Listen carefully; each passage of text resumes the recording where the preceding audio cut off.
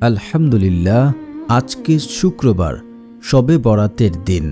এদিন আল্লাহ রাব্বুল আলামিনের এই তিনটি নাম যদি কোনো ব্যক্তি পড়ে, আল্লাহ রাব্বুল আলামিন ওই ব্যক্তির এত ধন সম্পদ দান করবেন, এত ধন সম্পদ দান করবেন যা সে গড়ে রাখার জন্য জায়গা পাবে না। শুধু তাই নয়, সে মৃত্যু পর্যন্ত ধনী হয়েই থাকবে এবং মনের যে কোনো আশা পূর্ণ হবে এবং সে আল্লাহ তাআলার কাছে যা চাইবে তাই পাবে। কারণ হচ্ছে আজকে প্লাস পয়েন্ট, আজ জুমার দিন অর্থাৎ শবে বরাতেরও দিন। এদিন একটি গুরুত্বপূর্ণ একটি সময় রয়েছে। ওই সময় যদি কোনো ব্যক্তি আল্লাহ রাব্বুল আলামিনের কাছে কোনো কিছু চায়, আল্লাহ রাব্বুল আলামিন তার সে চাওয়া পূর্ণ করবে এবং তার যদি সমুদ্র সমপরিমাণও যদি তার গুনাহ হয়, আল্লাহ রাব্বুল আলামিন তার সমস্ত গুনাহ খাতা মাফ করে দেবেন। এটা আল্লাহর ওয়াদা। শুধু আপনাকে নিয়ম মেনে নিয়মটি ফলো করে তারপর আপনাকে আমল করতে হবে। তারপর ইনশাআল্লাহ ফলাফল নিশ্চয়ই দেখতে পারবেন। আমলটি দিনই করবেন, রাত্রে কি সুসংবাদ শুনতে পারবেন ইনশাআল্লাহ। শুধু আপনাকে নিয়মটা ফলো করে আমল করতে হবে। তো না টেনে সম্পূর্ণ ভিডিও দেখার অনুরোধ রইল। যারা এখনও চ্যানেলটি সাবস্ক্রাইব করেননি, প্লিজ চ্যানেলটি সাবস্ক্রাইব করে দিয়ে পাশে থাকবেন। প্রিয় দর্শক, আজ হচ্ছে জুমার দিন। জুমার দিন এমন একটি সময় রয়েছে যে সময় আল্লাহ রাব্বুল আলামিনের কাছে কোনো কিছু চাইলে তিনি খালি হাতে ফেরত দেন না। শুধু তাই নয়, আজ আবার শবে বরাত, লাইলাতুল নিসফি মিন শাবান মাসের মধ্য রজনী। তো এটি একটি প্লাস পয়েন্ট। আপনি আল্লাহর কাছে কি চান, এখনই সময়, আজকেই সময় আপনি আল্লাহর কাছে কি চান, আপনি কি চাওয়া পূর্ণ করতে চান। আপনি অভাবে আছেন, আপনার টাকার প্রয়োজন, আপনার ঘরে শান্তি নেই, আপনার টাকা পয়সা ধন দৌলতের প্রয়োজন, মনের আশা পূর্ণ হচ্ছে না, চাকরির প্রয়োজন। আজকেই একটি সময়, এমনটি খুব 12 বছরেও এমনটি খুঁজে পাওয়া যায় না যে শুক্রবারে শবে বরাত পড়ে। তো একটি গুরুত্বপূর্ণ একটি রজনী আজকে হতে চলেছে।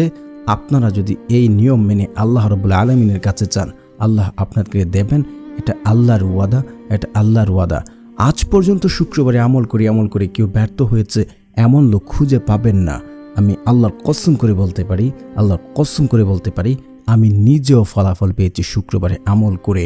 এটি একটি গুরুত্বপূর্ণ একটি সময় রয়েছে, যা চাইবেন তাই পাবেন। এমন অনেক মানুষ গরিব অবস্থায় ছিল, তাদের কিছুই ছিল না, অন্যের বাড়িতে কাজ করতো, দুবেলা খেতেও পারতো না। আল্লাহ রাব্বুল আলামিন তাদেরকে এই আমলের ওসিলায় এত ধন সম্পদ দান করেছেন। এখন তাদের বাসায় অন্যরা কাজ করে তাদের এত ধন সম্পদ হয়েছে, সে নিজেও হতবাক হয়ে গেছে। আল্লাহ তাকে এত ধন সম্পদ দান করেছেন। তো আল্লাহর কাছে চাইলে কোনো কিছুর অভাব নেই। আল্লাহ তাআলা বলেন, উদউনি আস্তাজিব লাকুম, তোমরা আমাকে ডাকো, আমি তোমাদের ডাকে সাড়া দেব। শুধু তাই নয়, রাসূল সাল্লাল্লাহু আলাইহি ওয়াসাল্লাম হাদিসে ইরশাদ করেছেন, কোনো ব্যক্তি, কোনো বান্দা যদি আল্লাহ তাআলার কাছে কোনো কিছু চায়, আল্লাহর কাছে দু হাত তুলে, আল্লাহ রাব্বুল আলামিন ওই বান্দার দু হাত খালি হাতে ফেরত দিতে তিনি লজ্জাবোধ করেন। আল্লাহ কখনোই কোনো বান্দাকে খালি হাতে ফেরত দেন না। আল্লাহ চাইলে যাকে তাকে অটল ধন সম্পদের মালিক বানিয়ে দেন, যাকে তাকে গরিব বানিয়ে দেন। আল্লাহ তাআলার কাছে কোনো কিছুর অভাব নেই। শুধু নিয়ম মেনে সঠিকভাবে সঠিক পদ্ধতিতে চাইলে তিনি কোনো বান্দাকে খালি হাতে ফেরত দেন না। এটা আল্লাহর ওয়াদা, আর আল্লাহর ওয়াদা কখনোই বরখেলাফ হয় না। শুধু আপনাকে নিয়মটা ফলো করতে হবে, দেন তারপর আপনাকে আমল করতে হবে। যেহেতু শবে বরাত, লাইলাতুল নিসফি মিন শাবান, সে রাতে আল্লাহ রাব্বুল আলামিন নিম্ন আকাশে নেমে আসেন এবং এসে ডাকতে থাকে, কার কি রাখবে, কার কি প্রয়োজন, কার কি চাহিদা আছে।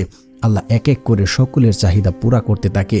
আর যদি কেউ স্পেশালভাবে আল্লাহ তাআলার কাছে কোনো কিছু চান, তাদের আগে আল্লাহ তার চাওয়াটা পূর্ণ করে দেন। সুবহানাল্লাহ। শুধু আপনাকে নিয়মটা ফলো করতে হবে, কারণ দোয়ার শক্তি এতটাই যে আপনার তকদির সহ পরিবর্তন করে দেয় কেবল দোয়ার মাধ্যমে। শুধু আপনাকে সঠিক নিয়মে দোয়া করতে হবে। তো আপনি দোয়ার দ্বারা ফলাফল পেতে হলে আপনাকে কয়েকটি কাজ করতে হবে, কয়েকটি কাজ ছেড়ে দিতে হবে। আপনি দোয়াতে যদি এই কয়েকটি জিনিস শামিল রাখেন, তাহলে আপনার দোয়া কবুল হবে না। তার মধ্যে প্রথম হচ্ছে, আপনি দোয়া করছেন, পুনরায় পাপ কাজ করছেন, আপনি দোয়া করছেন, আবার গিয়ে আপনি হারাম কাজে লিপ্ত হয়ে গেছেন, তাহলে আপনার দোয়া কবুল করা হবে না। আপনি পিতামাতার কথা শুনছেন না, পিতামাতার অবাধ্য সন্তান, তাদের দোয়া কবুল করা হয় না। তৃতীয়ত হচ্ছে, যারা হারাম খাবার খায়, তাদের দোয়া কবুল করা হয় না। কারণ আল্লাহ পবিত্র, তিনি পবিত্রতা পছন্দ করেন, তিনি অপবিত্রতাকে পছন্দ করেন না। চতুর্থত হচ্ছে, আপনাকে 5 ওয়াক্ত নামাজ আদায় করতে হবে। পঞ্চমত সর্বশেষ, আপনি আত্মীয় সম্পর্ক চিহ্নিত করার কোনো দোয়া করবেন না, তাহলে আপনার যা চাইবেন আল্লাহ আপনাকে তা দেবে। এটা আল্লাহর ওয়াদা, আপনার দোয়া কবুল করা হবে। আপনি আত্মীয় সম্পর্ক চিহ্নিত করার কোনো দোয়া করবেন না। এখন এই সকল কিছু আপনি আজ মেনেছেন, মেনে এখন আপনি আমলটি কিভাবে করবেন? যেহেতু আজ শবে বরাত, জুমার দিন, আপনারা সারা দিনে যে কোনো একটি সময়, যে কোনো সকালে, বিকালে, দুপুরে, নামাজের সময় আপনি এই আমলটি করতে পারেন।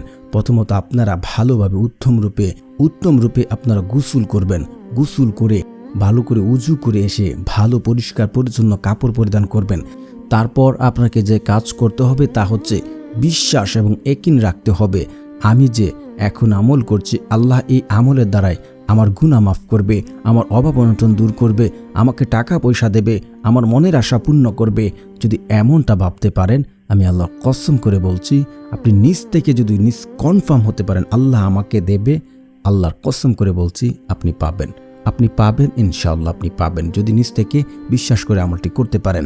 তারপর আপনারা একটি জায়গায় বসে, একটি জায়গায় দাঁড়িয়ে, যে কোনো একটি ভালো পরিষ্কার পরিচ্ছন্ন জায়গায় আপনারা গিয়ে আপনারা প্রথমে ইস্তিগফার পড়বেন, 100 বার ইস্তিগফার পড়বেন।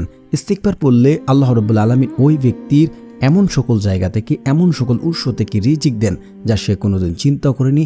আপনি যেখান থেকে ভাবেননি সেখান থেকে আল্লাহ আপনাকে রিজিক দান করবেন। শুধু তাই নয়, আপনার অভাব অনটন দূর করে দেবে, আপনার বিপদ আপদ দূর করে দেবে। আপনি যদি কঠিন থেকে কঠিন বিপদে পড়ে যান, আল্লাহ সেই বিপদ থেকে আপনার উদ্ধার হওয়ার জন্য পথ দেখিয়ে দেবেন। সুবহানাল্লাহ। তারপর আপনারা পড়বেন দুরূদ শরীফ। দুরূদবিহীন দোয়া কবুল করা হয় না, অবশ্যই দুরূদটি পড়ে নেবেন। আমার সাথে সাথে আপনারা পড়তে পারেন আল্লাহুম্মা সাল্লি আলা মুহাম্মাদ ওয়া আলা আলি মুহাম্মাদ কামা সাল্লাইতা আলা ইব্রাহিম ওয়া আলা আলি ইব্রাহিম ইন্নাকা হামিদুম মাজিদ। আল্লাহুম্মা বারিক আলা মুহাম্মাদ ওয়া আলা আলি মুহাম্মাদ কামা বারাকতা আলা ইব্রাহিম ওয়া আলা আলি ইব্রাহিম ইন্নাকা হামিদুম মাজিদ। তারপর আপনারা সূরা ফাতিহা পড়বেন 7 বার। বিসমিল্লাহির রহমানির রহিম, আলহামদুলিল্লাহি রাব্বিল আলামিন, আর রহমানির রহিম, মালিকি ইয়াউমিদ্দিন, ইয়াকা না'বুদু ওয়া ইয়াকা নাস্তাঈন, ইহদিনাস সিরাতাল মুস্তাকিম, সিরাতাল লাযিনা আন'আমতা আলাইহিম গায়রিল মাগদুবি আলাইহিম ওয়ালাদ-দাল্লিন, আমিন। তারপর আপনারা 10 বার সূরা ইখলাস পড়বেন।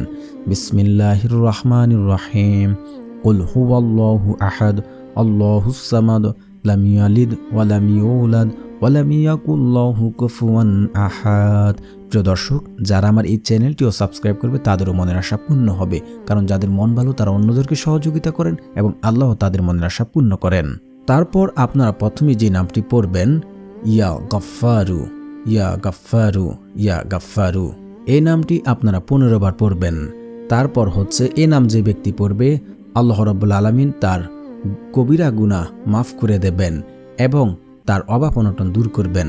তারপর আপনারা পড়বেন ইয়া ওয়াহাবু, ইয়া ওয়াহাবু, এই জিকির যে ব্যক্তি করবে, আল্লাহ রাব্বুল আলামিন তার দৌন দৌলত দিন রাত বৃদ্ধি করতেই থাকবেন। এই নামটিও আপনারা 15 বার পড়বেন। তারপর আপনারা এই নামটিও 15 বার পড়বেন, ইয়া খাফিদু, ইয়া খাফিদু, ইয়া হাফিদুনা, ইয়া খাফিদু। এভাবে আপনারা 15 বার এই নামটি পড়বেন। ইনশাআল্লাহ আল্লাহ রাব্বুল আলামিন আপনার মনের যত নেক আশাই আছে, আল্লাহ রাব্বুল আলামিন আপনার মনে নেক আশা পূর্ণ করবে। তারপর আল্লাহ তাআলার কাছে 2 হাত তুলে দোয়া করুন, ফলাফল নিজ চোখেই দেখতে পারবেন ইনশাআল্লাহ, ইনশাআল্লাহ, ইনশাআল্লাহ। আপনার আমলটি বিশ্বাস করে করুন।